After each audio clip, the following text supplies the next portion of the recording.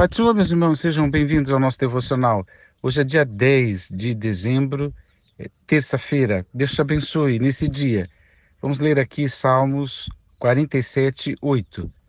Deus reina sobre as nações. Deus está assentado em seu santo trono. Este salmo fala da majestade de Deus, e essa entronização de Deus significa o seu lugar de poder, de comando, de soberania, porque cremos, porque a Bíblia ensina que Deus está sobre tudo e sobre todos. O apóstolo Paulo, no seu discurso em Atenas, ele deixou claro o que a gente chama hoje de independência de Deus, que Deus não precisa de nada e de ninguém. Deus não tem fome, não tem privações, não tem carências, não tem dificuldades. Deus é infinito, ou seja, para ele todas as coisas são possíveis. Enfim, são muitas coisas a respeito da, da pessoa de Deus, da sua natureza, dos seus propósitos, que a gente conhece pela palavra de Deus. Mas também posso concordar, e acredito que os irmãos pensam assim também, que a gente não conhece tudo de Deus, né? Então, Deus não dá para categorizar, né? Porque se a gente implicar de que conhece tudo, então a gente tira Deus desse mistério que ele tem, que ele é, né? O Deus invisível. Insondáveis são os seus juízos, né? Então, são inescrutáveis. A sua sabedoria, a profundidade da sua pessoa, da sua sabedoria. Alguém usou já a expressão, meus irmãos, de que a gente conhece apenas algumas janelas. E janelas significa aquilo que ele permitiu ser conhecido. Janelas, portanto, de revelação. A gente não conhece tudo de Deus. Tem um pastor muito famoso que ele usa uma frase muito impactante quando ele diz que Deus não existe. Em que sentido? Não existe na nossa explicação total, né? Não existe. Não existe enquanto coisa palpável, porque Deus é espírito. Não existe, eu vou usar algumas expressões, talvez sejam palavras que nem existam. Deus, portanto, não é cheirável, não é palpável, não dá, não é visível, né? Não dá para descrevê-lo, né? Tem canções modernas que chamam a Deus de indescritível por causa disso. Não dá para, enfim, é Deus, né? Mas aquilo que a gente conhece de Deus, então, só para fechar o pensamento, o referido pastor diz que Deus não existe, Deus é, né? E isso coloca muito das crendices, das idealizações de Deus, das coisas que as pessoas pensam ser Deus, nesse campo do Deus existe. Mas o Deus que é, a gente conhece apenas parte dele, né? O apóstolo Paulo deixou claro, em parte conhecemos, né?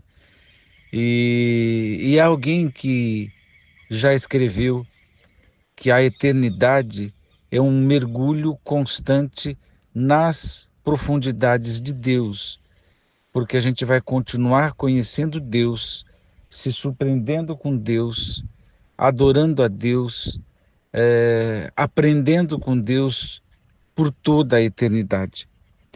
Eu prefiro pensar assim do que ser tão teológico, sistemático, que coloca tudo em perspectiva, organiza, é verdade, Para quem está estudando é maravilhoso, né? Outros pastores mais profundos diz que idiotiza o estudante, né?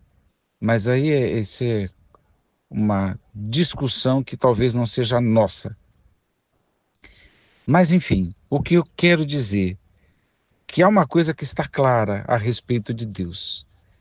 Deus, isso que vai ficando difícil, porque ao mesmo tempo que a Bíblia ensina que Deus é onipresente, ou seja, que ele está em todos os lugares, a Bíblia fala de um lugar de habitação, que é as alturas, né? Habita na luz inacessível, está escrito, né? Acima dos querubins, do seu trono, né? Está acima dos querubins. Ah, seu trono, sabemos que é um trono de graça, de misericórdia, é um trono favorável, mas também é um trono tremendo, porque deste lugar de comando saiu juízos sobre a terra. E o Apocalipse deixa claro que deste lugar de graça, de misericórdia, que a gente pode buscá-lo em tempo oportuno, é o mesmo lugar que sairão, né, os juízos para a terra. É deste lugar que Deus comanda os príncipes, como diz aqui o texto, né? Os soberanos da terra. E o livro de Daniel deixa claro essa soberania de como Deus faz a história e de como Deus conduziu Israel no meio e debaixo, né, dos grandes impérios mundiais e como Deus abençoou e deu livramento. E aqueles que aparentemente subjugavam Israel eram ferramentas do juízo divino. Então, quando a gente pensa nestas perspectivas, vamos elevar cada vez mais esse lugar de comando. Não é um lugar que está sob suspeita, né? Porque ali é um trono de santidade, porque a Bíblia diz que todos os seus caminhos são justos, a Bíblia diz que Deus é bom, né? E, enfim, o que eu quero recordar é só isso hoje, que Deus está no seu trono. Eu acredito que o trecho da Bíblia que mais fala do trono é a revelação que o apóstolo João teve no capítulo 4 de Apocalipse. Eu estou aqui com o capítulo aberto, a Bíblia aberta, no capítulo 4, e João teve esse arrebatamento, foi pleno do Espírito, né, cheio do Espírito, tomado pelo Espírito, e ele estava, e o que que ele vê? Diante dele ele viu um trono no céu, e nele estava assentado alguém. Essa expressão alguém não descreve, vocês percebem? Não descreve. Não descreve fisionomia, não traz nenhum aprofundamento, mas ele só tem a certeza que tem alguém nesse trono. Mas ainda é um indescritível. A prova é que o João começa a assemelhar o que ele viu, portanto, o que ele viu foi uma teofonia, porque ninguém viu a Deus. Ele disse assim: aquele, pois, que estava assentado tinha fisionomia semelhante a pedras lapidadas de diamante e sardônio.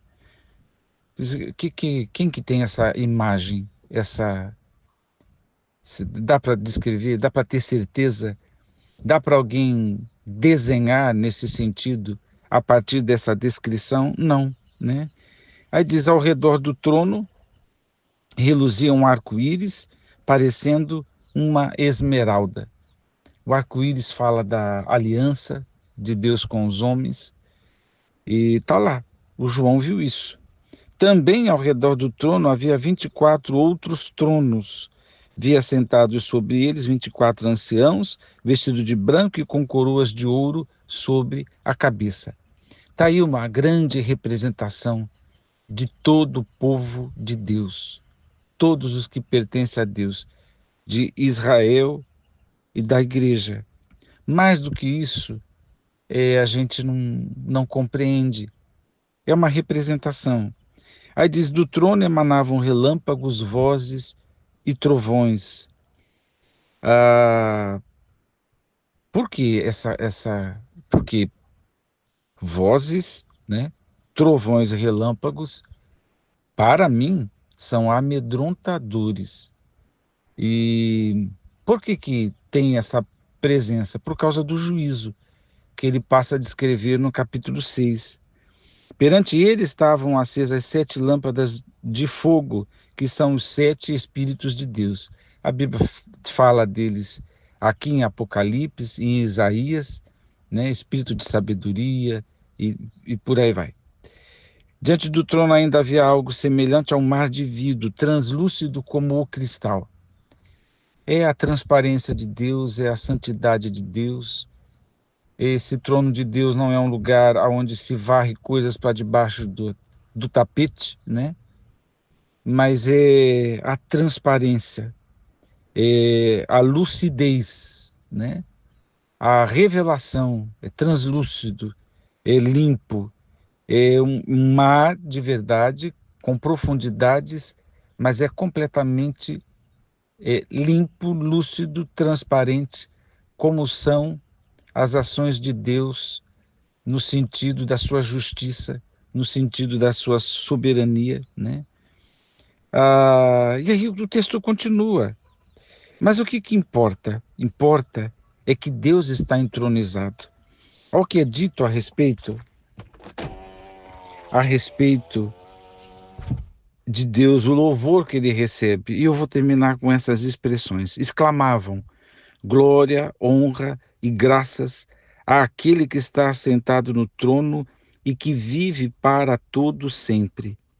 O verso 11, último, diz assim: Nosso Senhor e nosso Deus, tu és digno de receber a glória, a honra e o poder, porquanto tu és o Criador de tudo, e por tua soberana vontade tudo que há foi criado e veio a existir. É um grande louvor daqueles que sabem que tudo que existe e que a gente quer se apropriar enquanto identidade, personalidade, eu, né?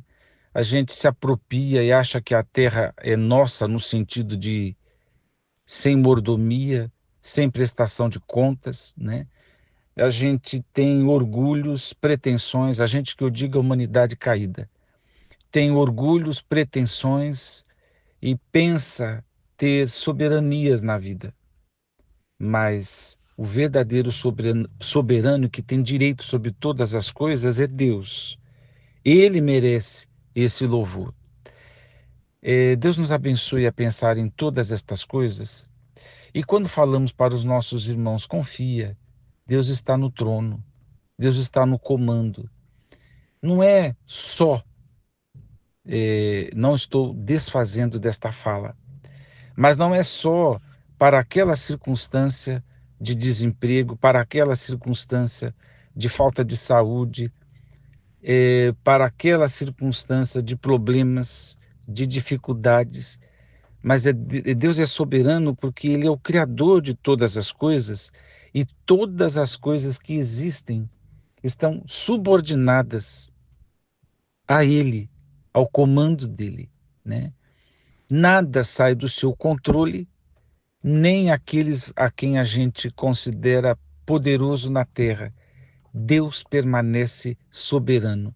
Isso não muda. O que João viu e que também o que ele viu é o que nós devemos pensar o tempo todo a respeito de Deus. E ao orarmos, a gente não tem que pensar em um terapeuta, às vezes faz sentido, em um amigo, muitas vezes faz sentido, pai, né, de nosso Senhor Jesus Cristo, nosso Abba, nosso Pai, faz todo sentido. Mas quando estamos com dificuldades, pensar nessa soberania, lembrar do que a Bíblia conta em relação à história de Israel, lembrar das profecias de Daniel, lembrar de tudo que segue aqui no Apocalipse, que demonstram que Deus está no seu trono, muito mais do que atender os nossos rogos e as nossas dificuldades, prestar ajuda, é a soberania dele. Acho que me falta faltam palavras. Já não temos palavras para descrevê-lo e, e também não temos palavras para expressar o que significa o Senhor no trono. Mas Deus te abençoe com essas porções. Creio já ser o suficiente para ajudar a nossa fé. Deus te abençoe. Vamos orar. Pai, dá a tua graça. Abençoe a todos os meus irmãos. Que todos possam lembrar do trono de graça, do trono da tua soberania e vivemos, ó Senhor, na expectativa, Senhor, de que o socorro vem desse trono e os juízos vêm desse trono, porque o Senhor é soberano. Muito obrigado, ó Deus, por isso, no nome de Jesus.